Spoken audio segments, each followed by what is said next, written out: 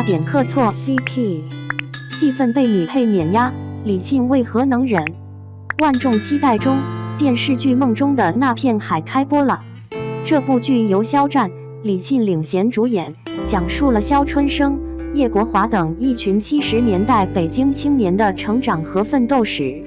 展现了改革开放浪潮中小人物的命运起伏以及他们的抉择。作为一部年代剧，又是由肖战、李沁这样人气实力兼具的演员出演，《梦中的那片海》自从开拍就备受关注。开播前，央爹也给足了排面，不仅上星黄金档，还多频道宣传，阵仗之大令人啧舌。这部剧也很争气，首播就拿下了收视第1的好成绩。而后，随着剧情推进，《梦中的那片海》热度飙升。不过，观众在称赞这部剧的同时，也产生了质疑。究其原因，还是出在李沁身上。就演员阵容表和前期宣传看，这部剧的男主和女主分别是肖战和李沁。播出后，肖战的戏没有任何问题，他饰演的肖春生人设鲜活、饱满，有完整的成长过程，并且肖战也驾驭住了这个角色，无论原声台词还是形体动作，都让人感受到了他演技的提升。而李沁的戏则有点让人无语，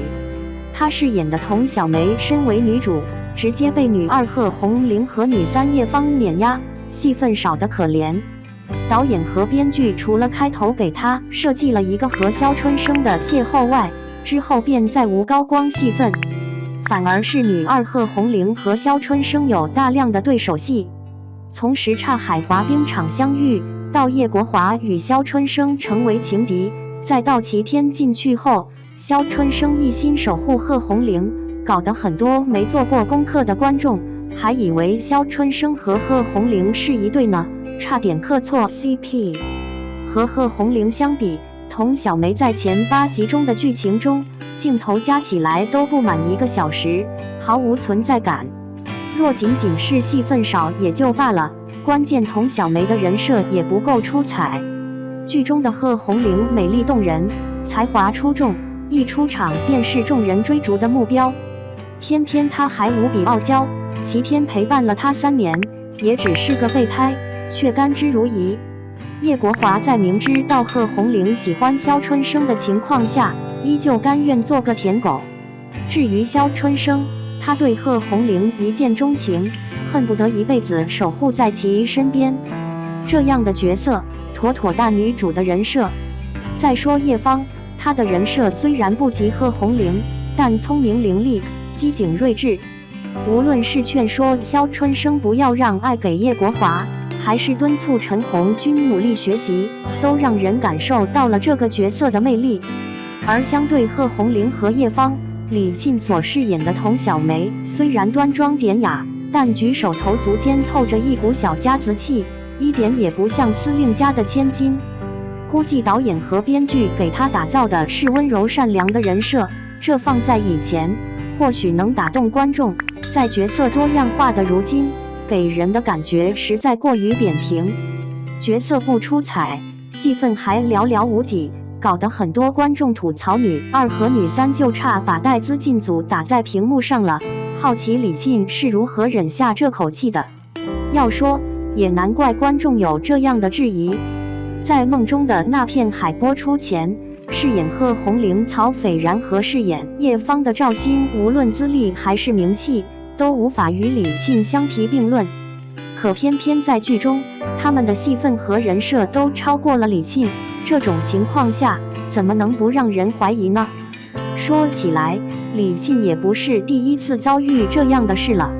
之前，古装剧《庆余年》开播时，她饰演的鸡腿姑娘林婉儿在原著中是个非常亮眼的角色，可改编成电视剧后，这个角色无论戏份还是人设都被削弱了。彼时，也是很多人为李沁鸣不平，但她本人没有任何回应，而是无比配合的宣传《庆余年》。这一次，她同样也没有表达出任何不满，同样在社交平台上卖力的宣传《梦中的那片海》。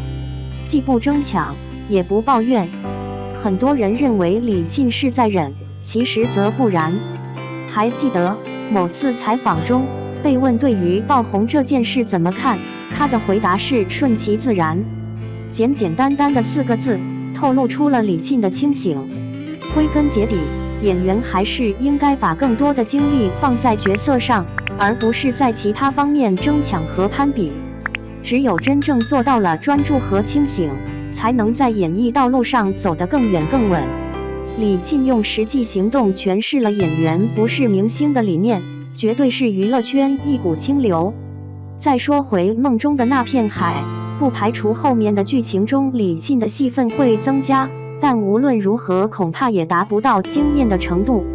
还是希望导演和编剧能够反省一下，叫李沁顶了女主的名号，拿李沁做了宣传的噱头，就应该给其女主的待遇，不求特殊对待，但也要公平公正，别拿别人的隐忍大度当成自己过分的资本。2. 狂刷了梦中的那海后，我有点懵了，大家的评价大体一致。作为很多陈情令粉丝的偶像，肖战领衔主演的《梦中的那片海》，我一口气刷了前面的4集，但是我感觉真的好蒙圈呀，可以说是匪夷所思。肖战作为男主自然没得说，虽然比《血色浪漫》当中的刘烨表演张力略显逊色，但是好在人家颜值够，并且角色拿捏的也还算到位。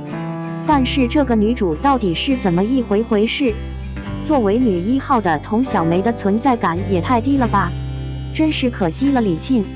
甚至连女3号叶芳的戏码都比她多。不单单是如此，从镜头和表演张力上看，李沁都算被女2号和女3号稳稳地拿捏了，而气质和颜值方面仿佛也落了下乘。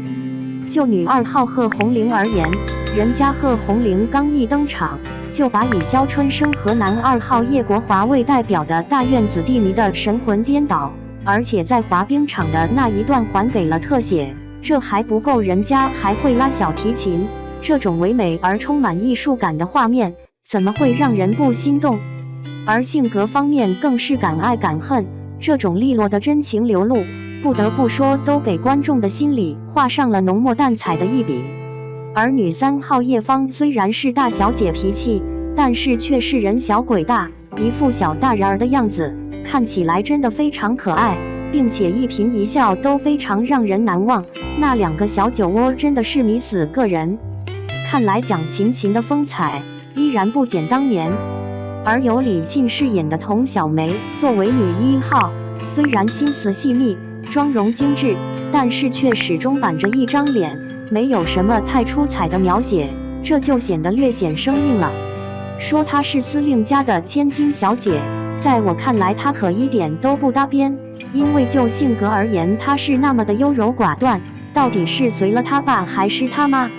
而且这种小家碧玉、邻家小妹的形象，怎么看着也不像是大家闺秀，反之倒是《人生之路》这部电视剧似乎让她表演得非常到位。虽然造型略微被丑化，也有不少人吐槽，但是起码神韵方面把控得非常好，让人觉得在《人生之路》这部剧中的巧玲非常鲜活，并且具有人情味。可是在梦中的那片海中，李沁的表现实在是有些说不过去。好不容易媒体和官方为他们画了这么一大张饼，但是看样子李沁却是无从下口，加之与肖战的双搭可谓是无往不利，只是这其中的天时地利人和仿佛都不站在李沁那一边，搞不好他也会像后浪之中赵露思那样成为被吐槽的焦点。真不知道这剧情是怎样设定的，而李沁为什么又要这样扭扭捏捏呢？难道是功课没做够，还是被剧情束缚得太紧？这种寂寥的感觉恐怕只有他自己才清楚是怎么回事。而作为看客的我们，对于一部著作的优劣，观看时更是心知肚明。虽然都是娱乐，但是合不合主流欣赏的口味，我想大家还是有目共睹的。这就比如喝牛奶，体质不受，难免就会肚子难受，而剧情不受就不免心里憋屈。而李沁这种为他人嫁衣的感觉，就更是让人感觉很唏嘘。但转念一想，你会不会有觉得这样的男女主设定很让人好奇吗？他们怎么到一起的？也许后期女主的内在美更能吸引人，希望是这样。有点心疼女主，感觉她应该是一直默默陪伴在男主身边，深深爱着他才对。不过这还有待于剧情的走向来决定。